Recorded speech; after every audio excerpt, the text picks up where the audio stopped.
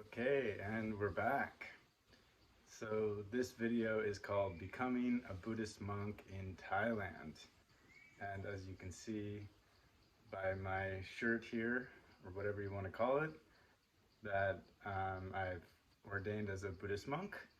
And in this video, I just want to talk a little bit about kind of what that means, how that happened, a little bit about my journey to get here, and also I want to talk about why I decided to make this video, and hopefully I'll have a chance to make some more as well while I'm here.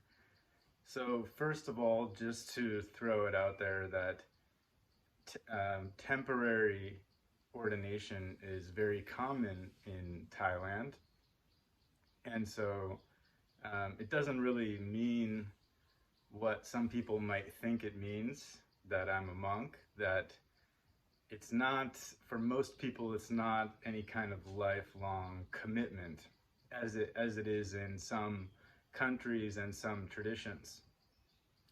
So in fact, according to Thai culture, the kind of traditional rite of passage for any Thai Buddhist man was to ordain as a monk for a certain period of time, which is in the Pali language is called a vasa, and in English we can call it like the rains retreat. It's kind of like the Buddhist Lent period. And so this is kind of the rainy season now in Thailand. So we're in the middle of the Vasa.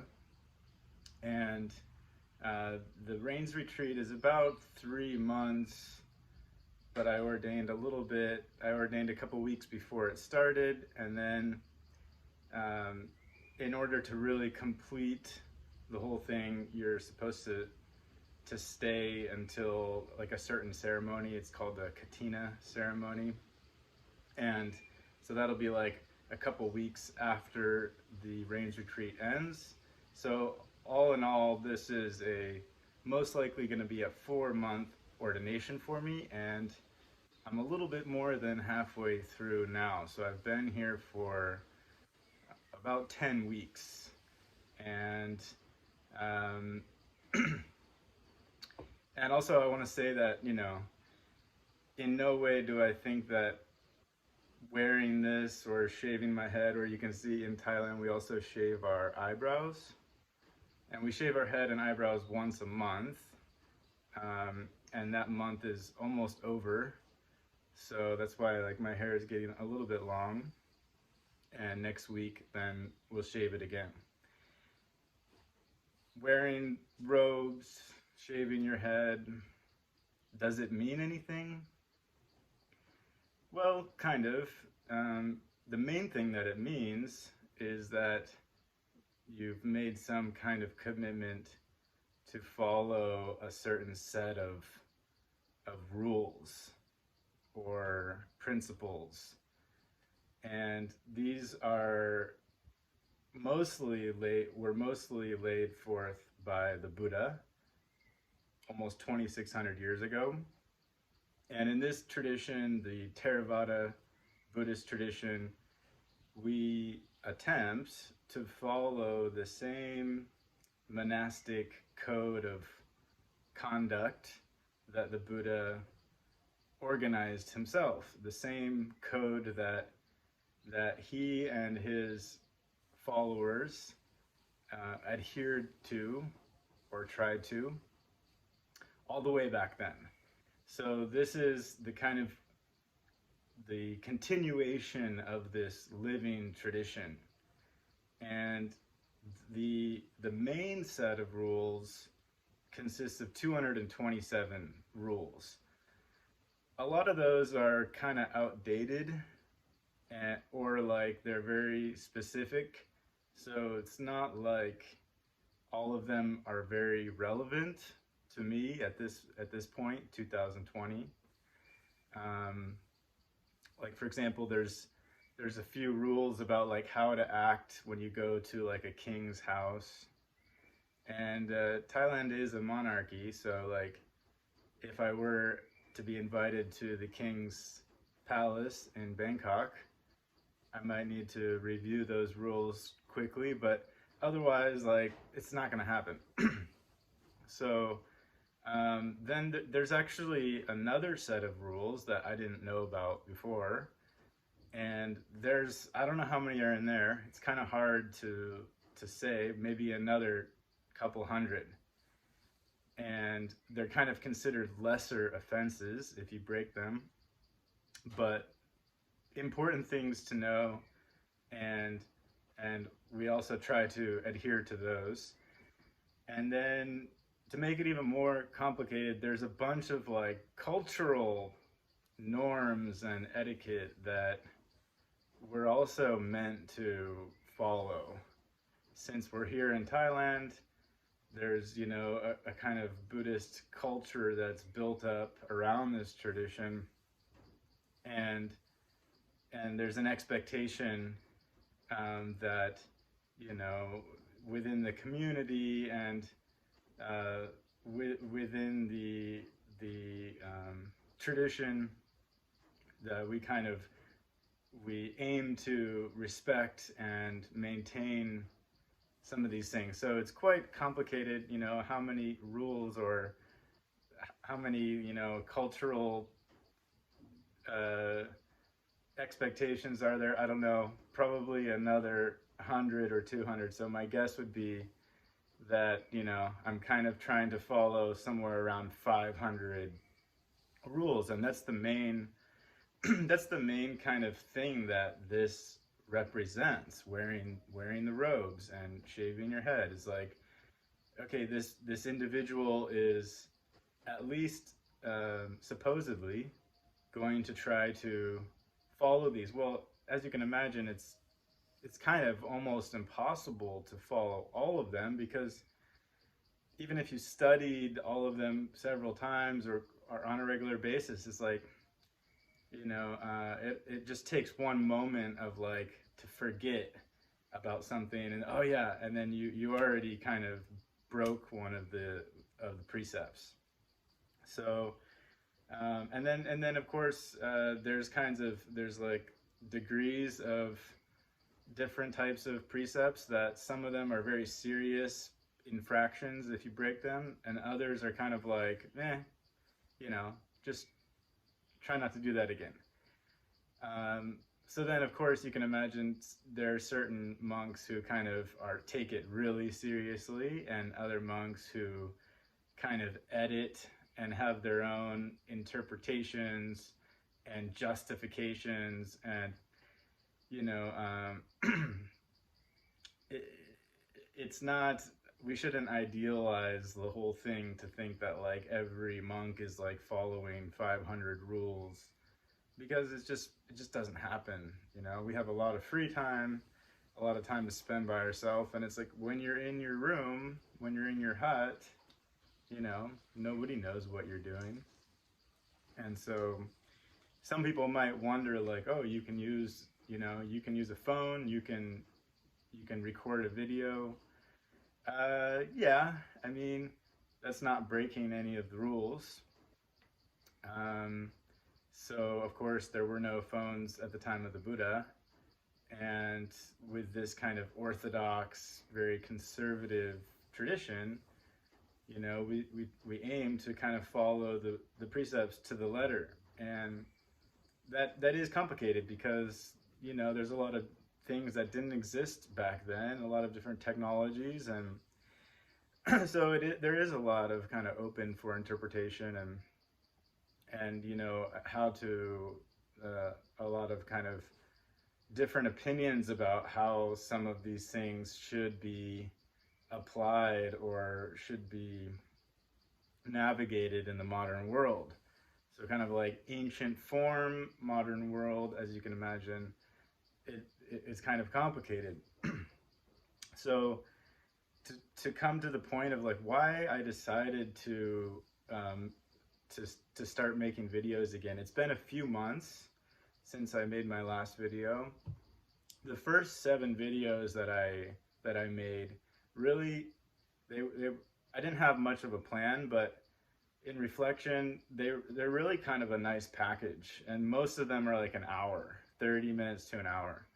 So there's probably 5 hours of me just talking, which I know is a lot to ask anyone to go through, but there's the whole thing kind of like comes together, and you know, it might, if you're interested, you know, in the subjects and in the themes that I talked about, those 7 videos kind of make a nice package. And now kind of like move on to other things, but actually in another video I'll try to come back a little bit to kind of reconnect some of the things I was talking about in those videos with how I got here. So I'll save that for another video. But I just want to say that, like, it wasn't an easy decision for me to decide to make this video because, well, because I think there's a good concern there that, like, is that what a monk should be doing, you know? And shouldn't a monk be like letting go of the world and, you know, not using technology and like living a simple life? And as a new monk, a brand new monk, it's kind of like there's no real ground to stand on here. Let me be clear about that. It's like, that's what I want to say before, is that this doesn't mean that I have some kind of like authority or that like now I, you know, because I'm a monk, like you should listen to me, or that I know something now or something like that. It doesn't mean anything like that. But, you know, there are projections that we put onto certain types of forms or lifestyles or whatever, and which is fair enough.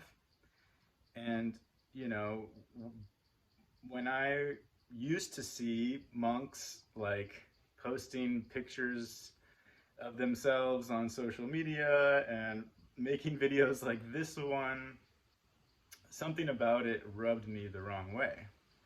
And I told myself I wouldn't do that. You know, it's like, that's not appropriate for a monk to do. And so then the question is, well, how did I get to this point where I changed my mind?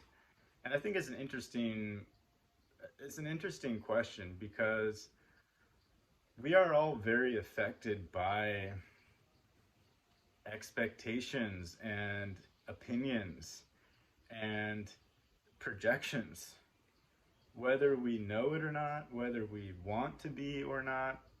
You know, these things have a big impact on us. And one thing that really inspired me was listening to some Dhamma talks by a really great British monk who has been a monk in Thailand for like over 40 years now, I think. His name is Ajahn Jayasaro. And he talks a lot about the kind of tendency that many of us have, especially those of us from Western countries, that when we try to understand our intentions for doing something, we might come across like there's a lot of layers to it. And so it's not like we don't have like a clear answer about why we do something.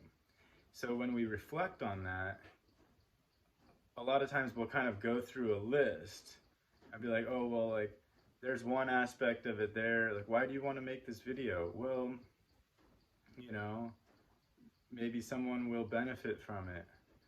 Or maybe it will benefit me to like connect with people and to share my experience, to share my story. And maybe it'll just help me to like connect with some people that I haven't been in touch with for a while. Kind of let them know what I'm up to. And then as I go through the list, then there's, I'll inevitably come to another idea, which is, oh, you're just looking for attention, or you want people to, um, praise you, or you want to show everyone that you're a monk now, or whatever, right? And what Ajahn Jayasaro is saying in several Dhamma talks of his that I've listened to, is that when we get to that point where we find, let's say, a layer of intentionality that we kind of think reveals our true motivation, and it's like in a negative way, he points out that we tend to like jump on that one, and we say, oh yeah, like that's the real reason I want to do it. I just want people to praise me, and I'm just looking for attention. Yeah, I knew there must have been some kind of, selfish,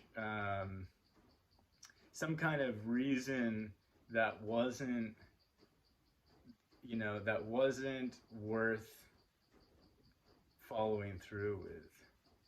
And that really struck me as very powerful, because upon reflecting, I found that it's very true that like we often tend to hold ourselves back because we can find 10 good reasons to do something, but if we just find one reason to do it that's maybe not so good, then we'll kind of take that one reason. We tend to do this, many of us, and we'll say, oh yeah, that's the real reason that I want to do it, and therefore I'm not going to do it, because it must be coming from that place. And what he's saying is like, that's really unfortunate that we do this to ourselves, because it holds us back from doing things that might have some benefit. And sometimes like there's a natural inclination of the heart to like to come forward and to do something, and we tend to block that because we convince ourselves that we're only looking for admiration or something like that. So think about all of the great things that people have ever done, and I'm not saying that this is one of them. And then think about like if they think about a great painter or a great musician or a great writer, and what if they they wanted to pursue their passion or that calling of the heart to come forward and present themselves to the world, present their talents or their ideas to the world, but then they decided, nah, I better not do it because I'm probably just like looking for attention, and then think about how often that actually does happen. Think about how many great would-be composers or painters or authors or teachers or whatever. Think about how many people we don't know about who decided not to share their gifts with the world because they internalized it, and they decided that that their real intention for wanting to do those things was to get the praise. And because there might have been some truth to that, right? Because there's so many layers of intentionality of why we do things, and it's complicated, right? So one way to make it simpler is just to pinpoint one of those. And we can see, why do we tend to pinpoint the one that kind of reveals us in the worst light? Well, I don't know. That's a good question. And my feeling is that we're very influenced by opinions and expectations and judgments and projections from other people, you know?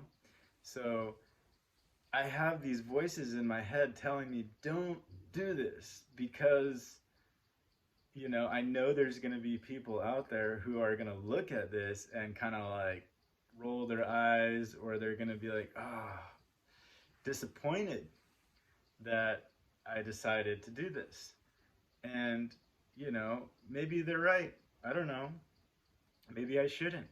But I am deciding today that I don't want those external voices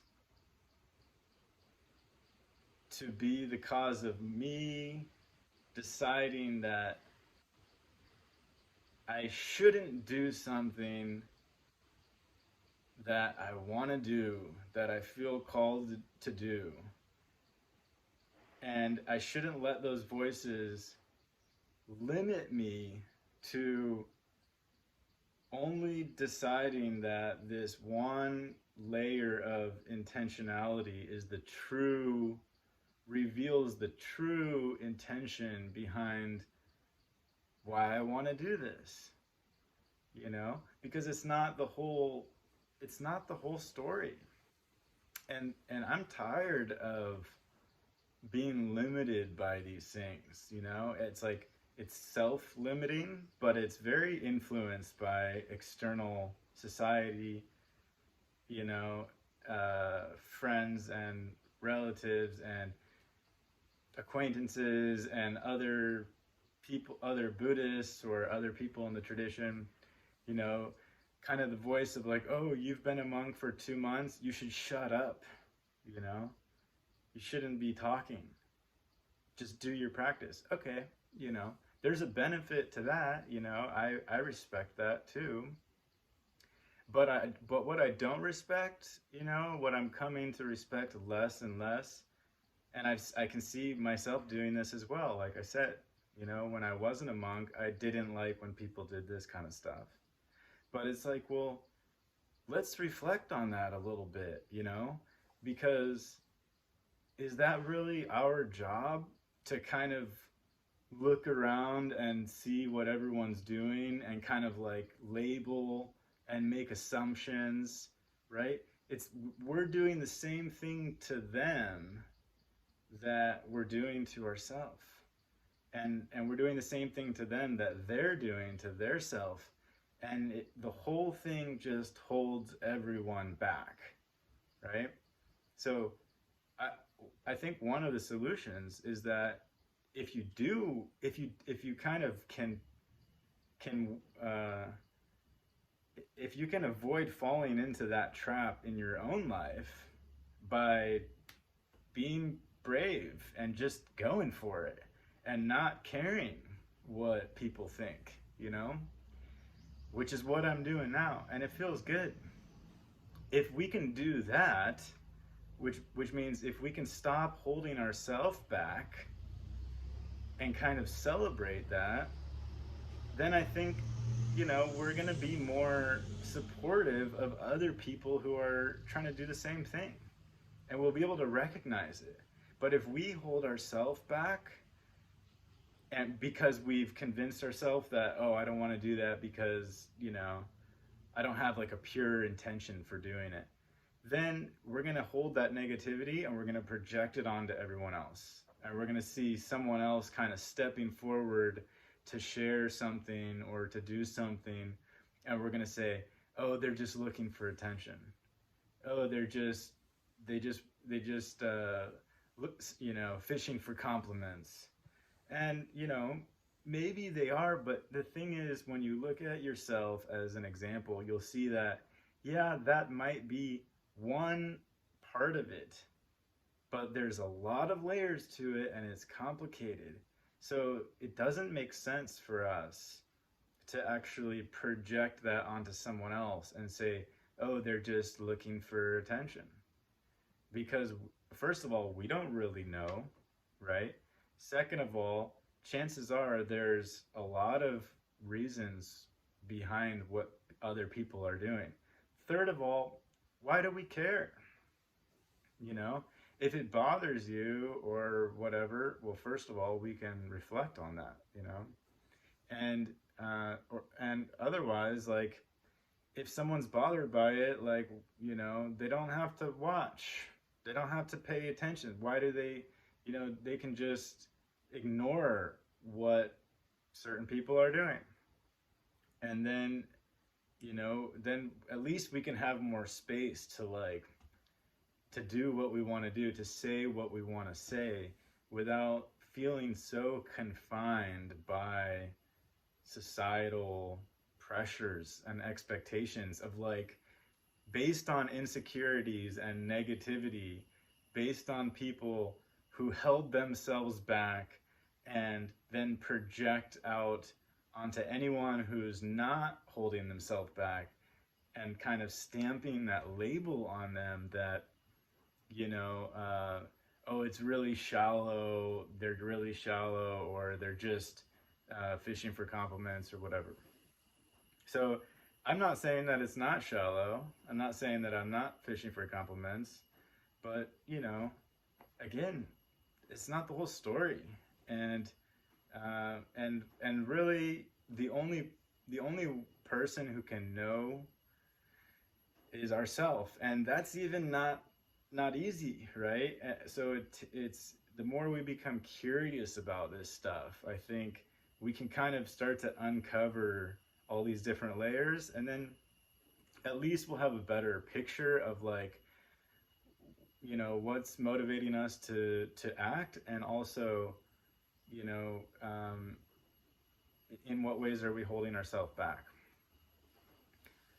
Okay, so there's a little bit about that. And then I'll talk a little bit about how I ended up ordaining, and I'm going to save more of that story for another video. So I already talked a little bit about, like, what it means to be a monk, and maybe to add a little bit more to that before I talk about how I got here. So it's different in every monastery, and there's kind of different traditions within Thai Buddhism. In this tradition called the forest tradition, generally a little bit more austere, a little bit stricter in some ways. Like, there's a lot of freedom, but, for example, sleep on the floor, eat one meal a day out of a big monk's bowl, go on alms round early in the morning. As soon as it starts to get a little bit light, we walk barefoot through the village with the big bowl. The local villagers put food in our bowl. We come back, we have one meal, we sit on the floor. It's not required, but it's kind of traditional that to eat with your bare hands. So I've picked up that practice. It's kind of nice. Took me a while to learn how to eat rice with my bare hand, but I'm getting better. We also have a big kitchen, and there's a lot of nuns here who make a lot of really good food. So we're kind of spoiled. It's not like we're just eating the food that the villagers give us, like they used to back in the day. So we have the meal, there's some chores, there's a lot of free time.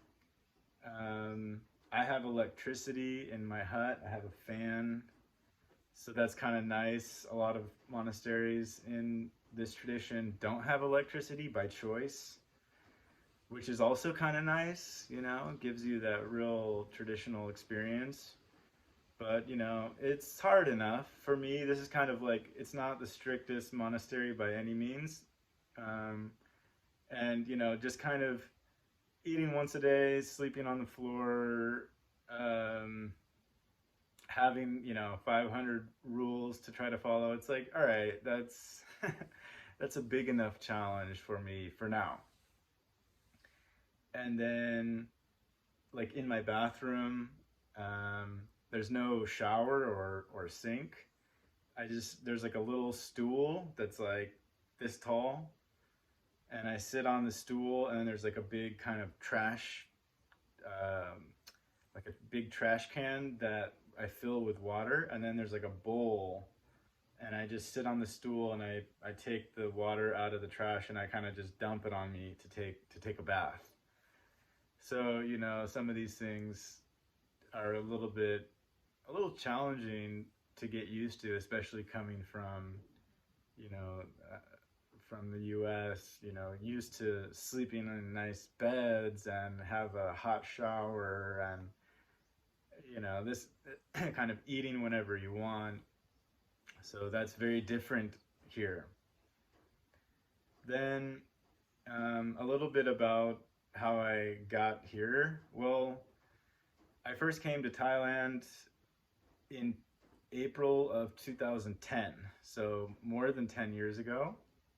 And many reasons, why I wanted to come, but my main motivation was to study and practice Buddhism. I was already kind of practicing a lot of meditation at the time, and I heard about opportunities to teach English in Thailand, and I knew Thailand was a Buddhist country, and that's pretty much all I knew. Um, and so, I went for it. And my first year in Thailand, I also ordained as a monk, and that time was just for 1 month. So actually ordained another time about 4 years ago as a novice monk in Myanmar. So it's actually my third time in robes, but that time in Myanmar was also for 1 month. So this is the longest.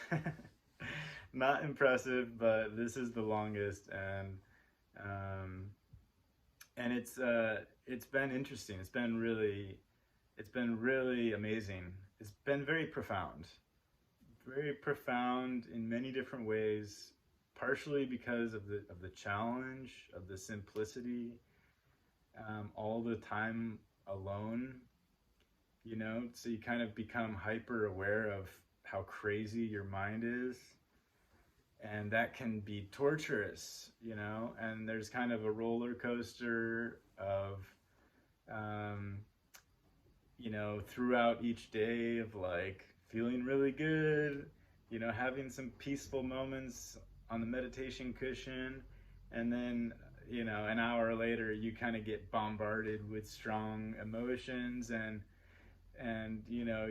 the mind kind of slips into like dark negative thoughts, and or you start to crave your favorite food or just a bed and an air conditioner or whatever it is.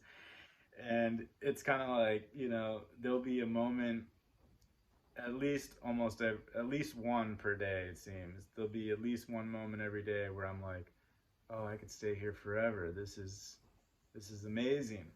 And then there's usually one moment per day where I'm like, get me out of here now. And sometimes there's, a lot of each of those moments in one day. So it's kind of like, this back and forth. And you try to just kind of find a nice, even pace of like, not listening to those extreme voices in your head.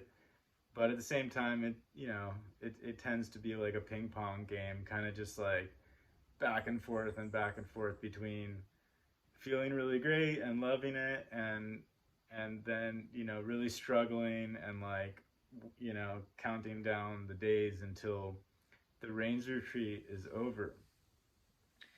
So then in the last 10 years, I've been in and out of Thailand many times. I don't know how many times, but a lot of times. And usually when I'm here, I do, I go to meditation retreats or I spend time in the monasteries. So I've kind of been in and out of monasteries in Thailand and in other countries, and like Thai monasteries in England and India, and yeah. So it's kind of been like a long journey, and I've ever since the first time I ordained 10 years ago in 2010, I really wanted to do it again. I knew I wanted to do it again. Sometimes I thought like I want to do a long time. Other times I thought, okay, I'll just do the rains retreat.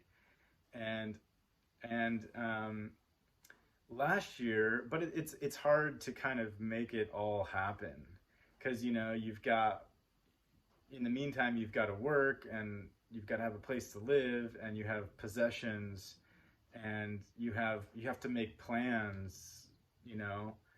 I've been teaching yoga, so it's like I always have to like look for my next job or create my next teaching workshop or teacher training course, or there's always got to be like this kind of commitment to keep going. And about towards the end of 2018, I was teaching in China at the time. I've been back and forth between Thailand and China a bunch of times. And I was teaching there for about 8 months at that time. and and I was kind of looking for the next thing. And then all of a sudden it kind of hit me like I had recently gotten out of a relationship. I had a little bit of money, like I wasn't in debt. So I had a little bit of like extra money, maybe a couple grand or something. And and I didn't really have anything lined up. And I wasn't really like permanently living there. I was kind of doing like a temporary teaching gig. And while I was brainstorming, like, where should I go next? Where should I teach next? Kind of looking for jobs, considering different countries. And then I had the idea, maybe I should just ordain because I've been wanting to anyway. And now it seems like a good chance. Like I'm single. I don't have like a real big job commitment, or I don't have like a real stable place to live, which is usually how my life has been in the last, since forever. But sometimes you have a 6 month or 1 year contract at your job or at your apartment, or you have a relationship, then you're kind of tied down. But in that moment I realized, oh, I'm actually in a pretty good spot to ordain. So I finished up my teaching gig there, and I got rid of a bunch of extra stuff, gave it to some friends who had just moved to Shanghai, and I said, I'm gonna go ordain as a monk in Thailand. So that was the beginning of 2019. I think it was the end of January. I came to Thailand, and I didn't know where I wanted to ordain. So I'll talk more about this in another video, but just kind of quickly, I spent 3 months last year doing like this big tour around the country, and I stayed in maybe, I think, 18 different monasteries in that trip. And I was kind of looking for the right place. And I kind of never found it. And also, my sort of confidence that I was gonna do this was shattered, because one thing about doing something like this is that you really have to face yourself. And it's like that quote, self-knowledge is not always good news. It's like, it can be scary. And I would say some of the darkest hours of my life happened last year in the monasteries. And I kind of freaked out, and I sort of ran away. Like, it kind of came down right to the wire where it was kind of like my second. I had gone back to the U.S. to visit family, and then I thought, okay, I'm gonna come back, and I'm gonna like find a monastery, and I'm gonna ordain. And then I found a place. My visa was running out. My money was running out. And I got really sick, and I was having doubts about the place and the teacher, and I was having doubts about myself. Like, do I still want to do this? Can I do it? It was tough. There was a lot of confusion and insecurities coming up, and you know, when it came right down to the time to like decide, I gave up, and it was really tough. And I want to talk more about that in another video, because it was a really interesting experience, and the whole year after that was really hard, because I had given up on myself, and in a way that had a big impact on me. And so after that, I didn't know if I was going to ordain. I kind of thought, meh, I guess it's not for me. I don't know if I can do it. I don't know if I want to do it anymore. You know, I was kind of telling myself like, I went for it, and it was kind of like not for me. But as time went by, I kind of knew that wasn't true. Like, I knew that I had given up on myself, and I didn't feel good about that. I didn't feel good about myself for giving up on myself. And so I was kind of waiting for my opportunity to try again. But this time I knew I wasn't going to be so confident. I was telling myself, like, just try. Just go back, look for another place, see how it goes. And if you can't do it, don't worry. Don't be hard on yourself. And so this March came around, and with the kind of pandemic situation, we closed our yoga school where I was teaching in southern Thailand. And right away I knew, like, here's my chance. And so I got on a plane. I flew back to Udon Thani in the northeast part of Thailand that is called Isan, which is a very kind of backwater region, and is where Buddhism is the strongest in Thailand. So I came back and I did another monastery tour. This time I spent about 3 months again, and I traveled around, but I went to only maybe 8 monasteries in 3 months. So I stayed at some of them longer. Like, I stayed at the first place for 5 weeks, and then I stayed at a bunch of them for like a week each, and still kind of faced a lot of difficulties. Like, oh, I don't know if this place feels right, and I don't know if this teacher like is the right teacher for me, and having a lot of doubts, like, I don't know if I can do it.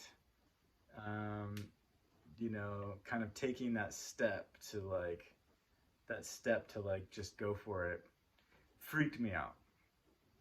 And finally, it was kind of coming down to the wire again, and I had come to this monastery in Loi province. I had come here for about a week, and I had a good feeling, but I wasn't like immediately convinced. Still had my doubts. And so I talked to the teacher here, and I said, I'm gonna keep looking around, but maybe I'll come back. Well, I always say that to every place, pretty much every place, you know. He said, yeah, but if you want to ordain this year, you have to ordain before the Rains retreat starts. And so he said, like, you have about 3 weeks. Like, you got to be back within 3 weeks if you want to ordain for this Rains retreat. I said, okay. I got 3 weeks. I had a list of places I still wanted to check out. So I got on a bus. I went back to Udon Thani. I went to one place I've been wanting to check out there. And then I did like a big trip around the very northeastern part of Thailand that borders Laos and the Mekong River. And I did this big loop, and I went to several more kind of well-known, highly respected monasteries with kind of famous teachers. And after that, I didn't really know, I still didn't know if I wanted to ordain or where I would want to ordain, but something just told me to come back here because the teachers here are so nice.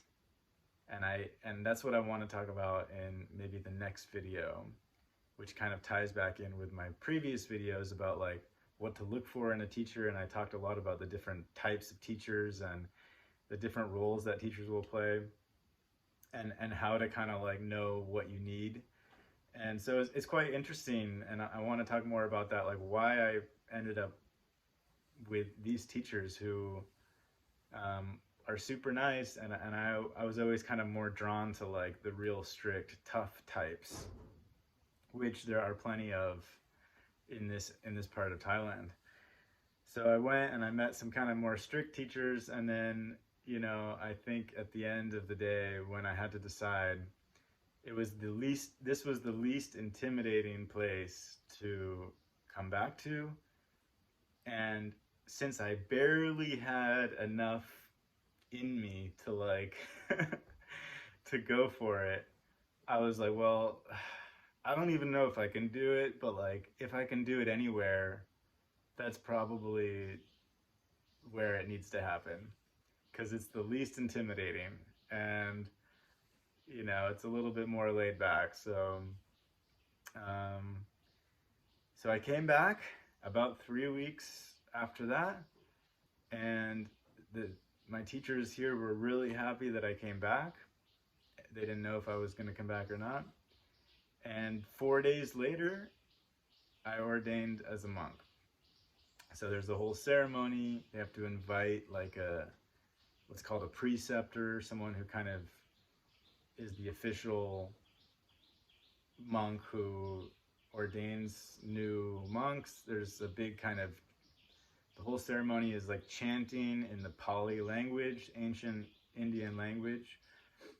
And there's this kind of whole recitation back and forth that you have to memorize. Then, you know, you start wearing white and you kind of put on the robes, and you kind of, you know, you go through this whole process, and then you're a monk. You have your robes, they give you a bowl, and, you know, then it's a new way of life.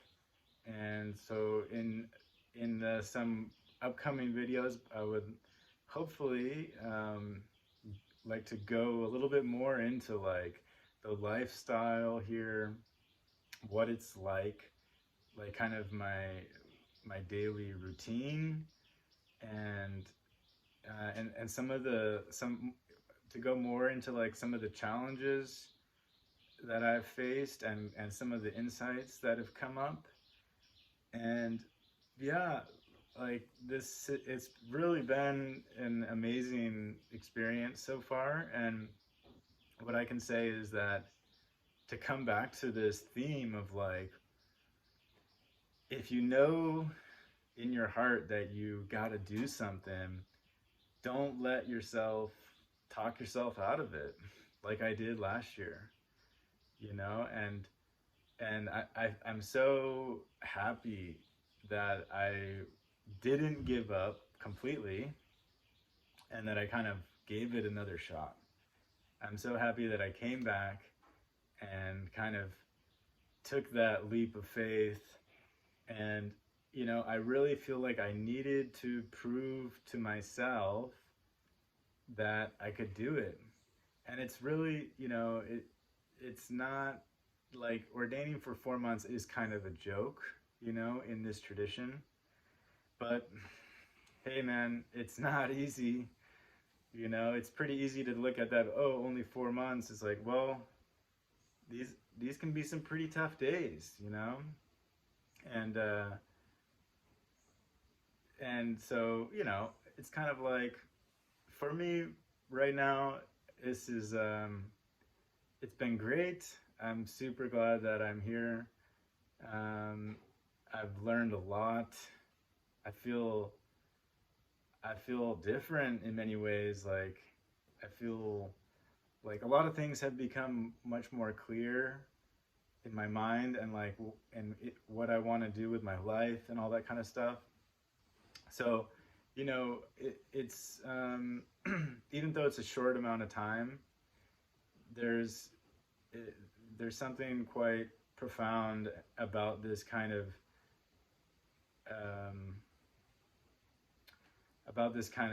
environment. You know, very conducive environment for introspection, for reflection, for contemplation, for meditation, and being with yourself and really having a hard look at yourself. And you got to be ready for it, because it's a wild ride. And but it's totally worth it, you know. It's really I think it's through that challenge that something blossoms, you know. And so talk more about that here soon. And yeah, thanks for joining me. And feel free to reach out. One of those many intentions that I have is that if anyone is interested in like ordaining as a monk, or as a nun, if you're a woman, the nun status in Thailand is unfortunately not what it could be. But hey, there's a lot of good places to ordain as a nun, and you can have a great experience as well. And or if you're looking for places to meditate, do a meditation retreat, or you'd want to just come to the monastery and wear white and spend some time as a guest and be a part of the community. I've been to a lot of monasteries in Thailand now, I think close to 40 probably, that I've stayed at, and all over the country. And so one thing I would like to come forward with is this offer to offer my advice, suggestions, guidance. A lot of it depends on what you might be looking for. And I would love to connect with some people and kind of offer that. And I'm actually kind of a friend of a friend got a hold of me, someone in Sweden that I've never met. And so I've been kind of talking to him a lot about that lately. And so if anyone out there is interested in becoming a Buddhist monk in Thailand, please contact me, because I've learned a lot about the whole process.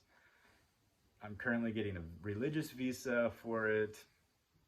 And there's a lot of things that I wish I had known that I would be happy to share with you, that kind of make the whole process easier and help you to understand kind of what your options are, and how you need to prepare for this opportunity.